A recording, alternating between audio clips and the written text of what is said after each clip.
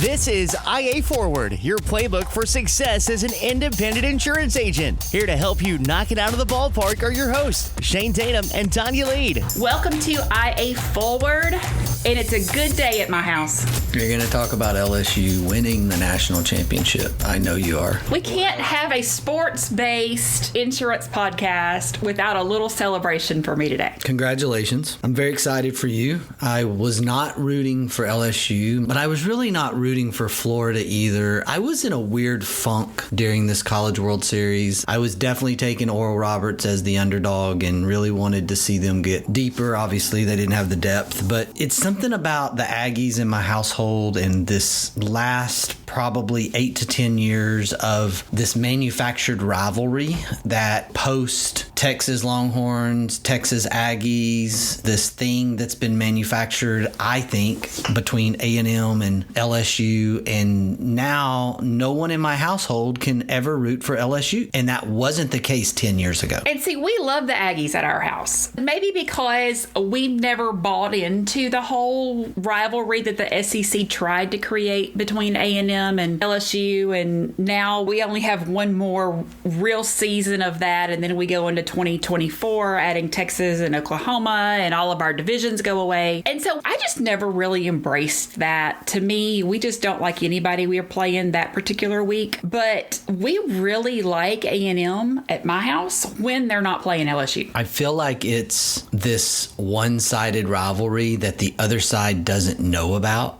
Like, I had this rivalry in high school. We were not very good in football, and there was a cross-county school in our district that was very good at football, still is to this day, and they were our quote-unquote rivals. And I think we beat them once in 20 years. And if you are 1-19 against your quote rival, they're not your rival. And I kind of feel like that's the LSU A&M thing. A&M sees that as a new rivalry, but LSU's like, that's nice. Look at the Aggies over there. They're just not there. It's not the same level. And so I don't know. That's just my 2 cents on this rivalry thing with A&M and LSU. LSU athletically, it just wasn't close. Skill set, capability. I know they lost a game. I know they got beat bad in one of the games, and that happens, but it especially happens in college baseball where there's not a run rule. I kind of love that it's not a run rule. You can end up in those games, but there's been so many incredible 10 and 12 run comebacks in the history of college baseball that I don't like run rules for that reason at that level. So you get into those games, the 24-4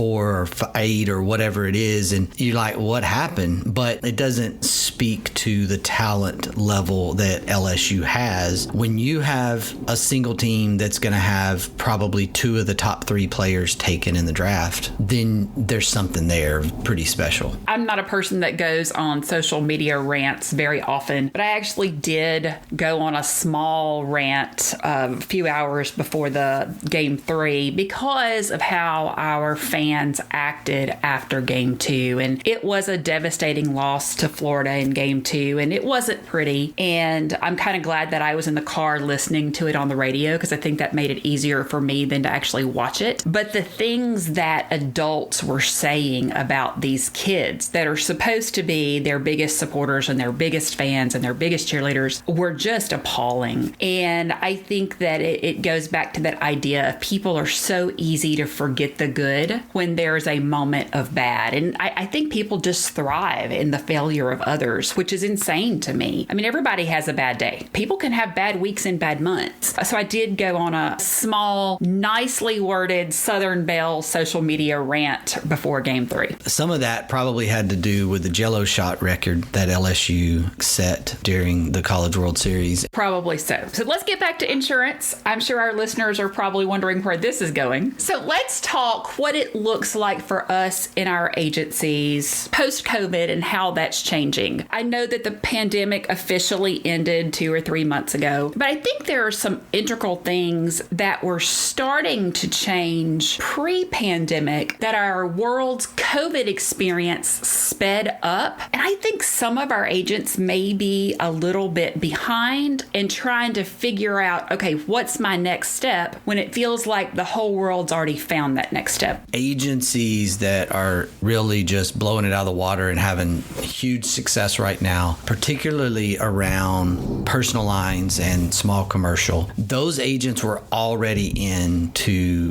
the digitization of insurance pre-COVID. And COVID did speed things up. Those that were not where they needed to be had to scramble and kind of get with the program or get left behind. And I think there will be some casualties to the pandemic.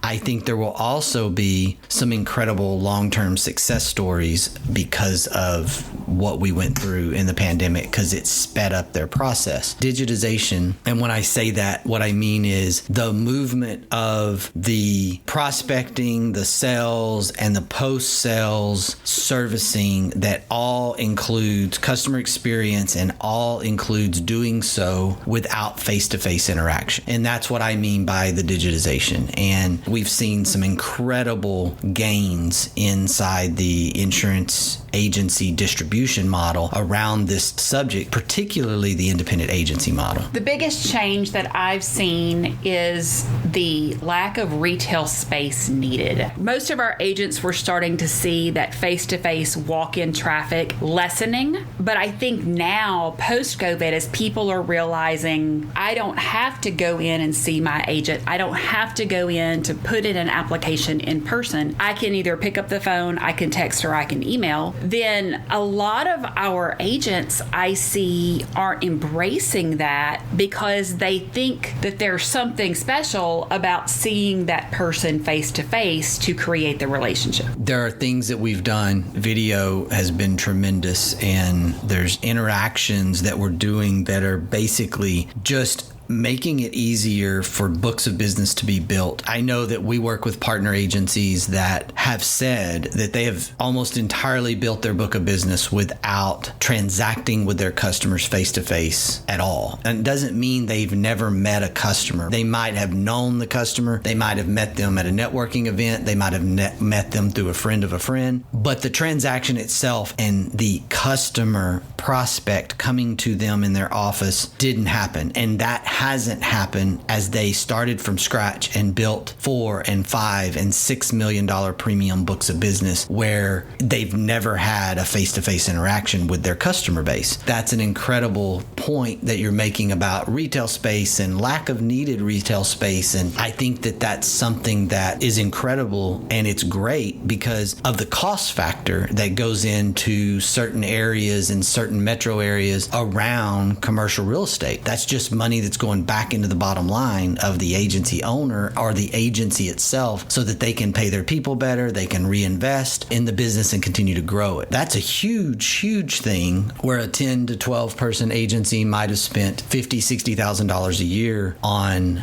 lease expense, and they no longer have to do that. I love the idea of video when it comes to communicating with customers. From a marketing perspective, I do want to encourage you, make sure you get a good camera and make sure that it's placed correctly. If you're going to start doing digital proposals and talking with your customers in a video way, then please don't make them look up your nose. And I know that sounds nuts, but I see so many agents that open their laptops and they begin to record videos or they have video calls, and I am looking up at their nose hair and whatever may or may not be dangling in there. And so just think about angles. Also think about that you want to shoot either straight into your eyes or even down just a hair, just to make sure that you don't have that double chin and you look a little chunkier than you want to look. Also making sure that you have that lighting so you do look like a professional when you're talking with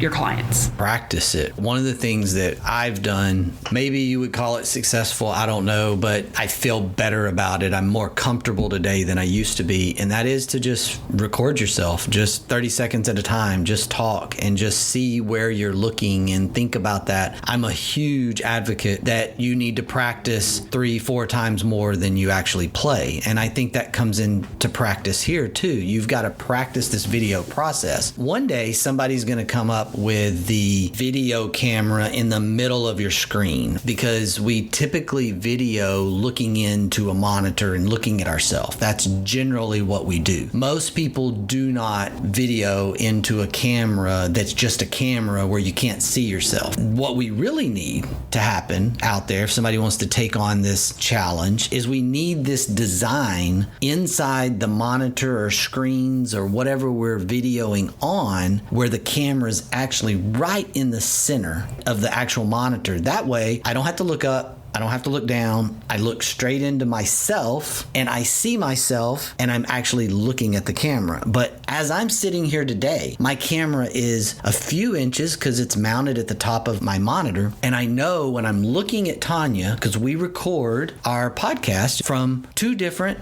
states. She's in Pensacola, I'm in East Texas. We do it on video. We have cameras and we look at each other and we interact and etc. And if I'm looking at her, I'm actually looking down. If she's looking at me, she's actually looking slightly down. If we look at the camera, we actually are not looking at each other. And so it's a really goofy setup. And this is just something that if you're going to do video, you need to be aware of. And you need to be able to look at that camera and not yourself until you figure out where the perfect spot is, so that you don't have people looking up your nose, or you don't look weird, or you're not actually looking down when you're talking to them. So I'll tell you something weird that I do, and I don't necessarily do this when Shane and I are recording the podcast, because I'm reacting to what he is saying so much that I really need to be watching him intently. But when we're talking with prospects, I actually take a sticky note and put it on my camera that says, "Look here," to remind me of that.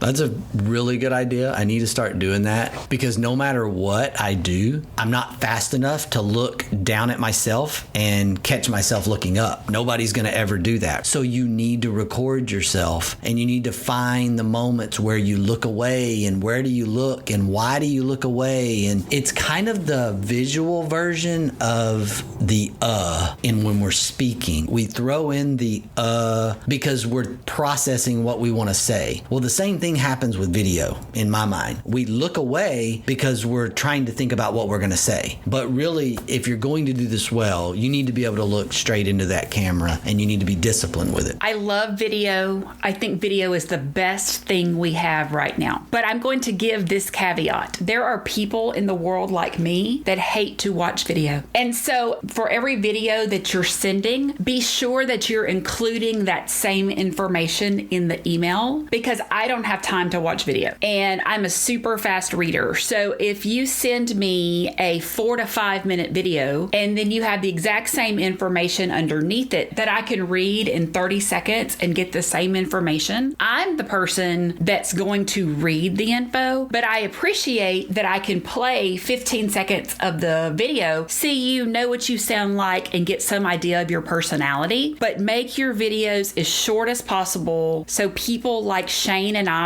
will actually watch them. We have to think about our audience. We have to think about our customer base, our prospect base. If we're doing video proposals, or we're doing anything that is going to require our customers to add additional time, I think this is kind of front and center for me. I've been talking about it internally a lot with our retail group over the last month, and I'm kind of on this kick around the digitization and being streamlined and using tools that we have available to us. We need to make sure that we don't really overthink this importance of ourselves in this process. We need to think about the customer, the prospect, as the most important piece. And what I mean by that is you can go the other direction and get into this narcissistic fall in love with yourself if you're not careful, and love doing videos and think that the doing of the video, or the length of the video, or how much you need to do stuff on your end in that the customer actually doesn't care about. And I use my beautiful wife as my sounding board there because she's that person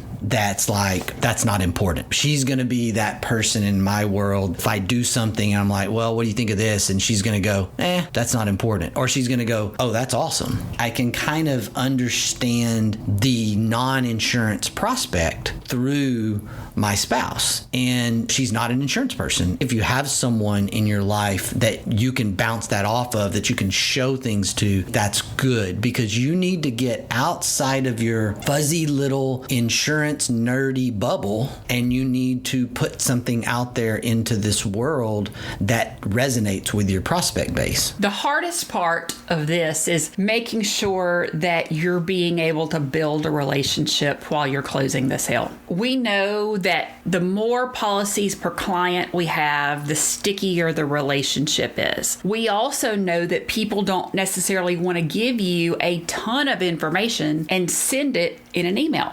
especially for our boomers and our Gen Xers. And so trying to figure out that balance between relationship building and technology, I think, is the key here. There's this thing with us on the sales side of things of not knowing when to walk away from the prospect. And I see it a lot, especially in the independent agency system, and especially with agents that come from the captive system into the independent agency system, because they have this whole thing of, I've only been closing some low percentage of my prospects because of product availability or carrier pricing or whatever. And let's just make this up. They've been doing it at 20% close ratios. And they come into the independent agency system and they think they're going to have 100% close ratio or something even still ridiculous, 80%. What happens is that we get stuck on this closing every single prospect because we're independent agents and we have choice. And I think it creates some bad habits. I think we chase the prospect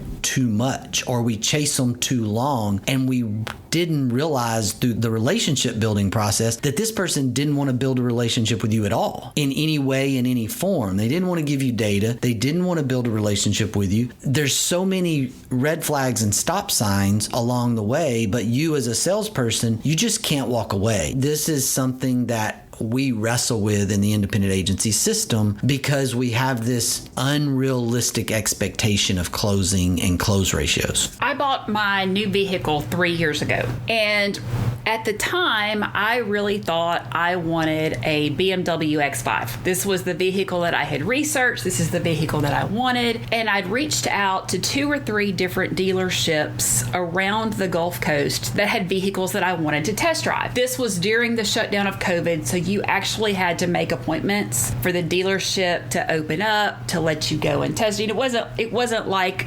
normal car driving when you could just walk on the lot and test drive a car. I ended up buying something else. I did follow up with each of the salespeople and let them know, this is what I've purchased. Thank you so much for your help, etc. I have a guy over in Biloxi that 3 years later is still driving me nuts, trying to get me to come over and test drive a vehicle. And I'm just to the point that I don't know if I would ever buy a BMW, but I definitely wouldn't buy a BMW at this particular dealership in Biloxi, because no matter how many times I very politely say, I am not interested, could you please take me off your list, he keeps coming after me. And I know that that's an extreme version, but I have seen so many insurance agents be that used car salesman.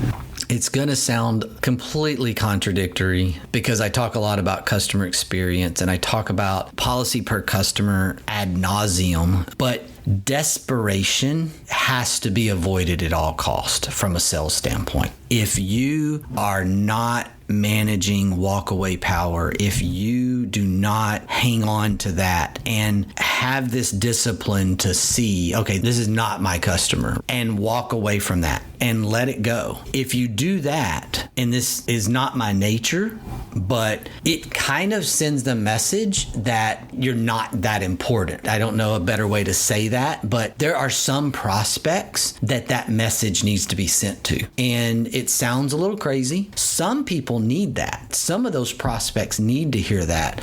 And they might end up being your clients, depending on just how they work and how they function. But if you're constantly chasing that same person over and over and over again, then you're in a desperate plea. And that is not a great place to be from a sales standpoint. We're not saying that if you don't get their business, you don't do a follow-up in 5 months when you know they're going to be looking for insurance again. What we're saying is be that consummate professional. Your CPA does not chase you. Your attorney does not chase you. Your doctor does not chase you. In fact, I think we maybe even want to look at this from the perspective of almost having that doctor mindset. I mean, I have to basically call and beg to see my doctor and give him thousands and thousands and thousands of dollars. No, I know as the owner of an insurance agency, we're never going to go there. But if you think about it from a professional perspective in what we're doing, that's almost where we should be. I absolutely agree. That's where we want to try to be. We want to try to get to. I know that's hard in practical sense. I think that that's part of the digitization and part of the tools over the last several years, certainly post-pandemic. There is a way to automate those touch points, to stay in front of that prospect from an awareness standpoint, dripping on them with email campaigns, automating this entire process around prospecting and having a trigger point within your workflow and your systems so that when you don't get the sale and you reach that point where you are going to walk away, that it's really about you protecting your time in the walk away process, but still kind of having an awareness in front of your prospect that you're still there. I'm not advocating that you got to call them in 5 months or in 11 months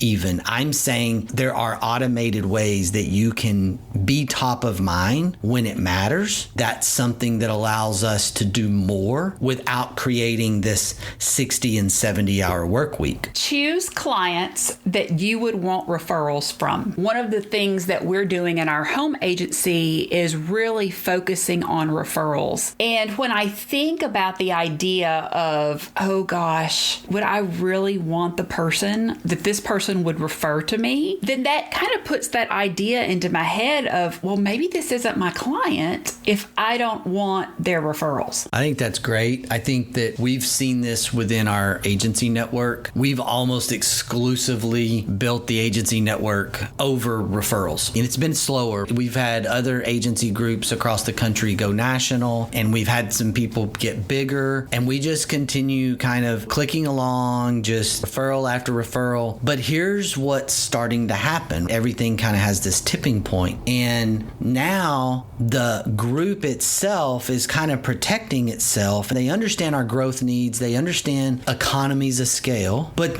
they will not, they being our Integra partners, those partners will not refer someone into the group if they do not feel like they're a great fit for the group. And it's kind of been interesting to watch. And there's nothing extra that I'm personally doing for this to happen. And it's just amazing to me because we did just that. We were very fortunate early on to partner with some incredible agents. And those agents then kind of took it upon themselves to refer other people, which refer other people. And they're all individuals that are worthy of the referral. If you're not worthy of the referral, our partners aren't referring you. I think it's really kind of interesting that it morphed into that. That was not something I drew up on the whiteboard. Early on, I was like, okay, how are we going to get anybody to join us? And a few good people led to a few more good people, and it just kept going from there. If you will think about this infinite game long-term cycle, you can build your book of business the same way. It is definitely worth it from a servicing load,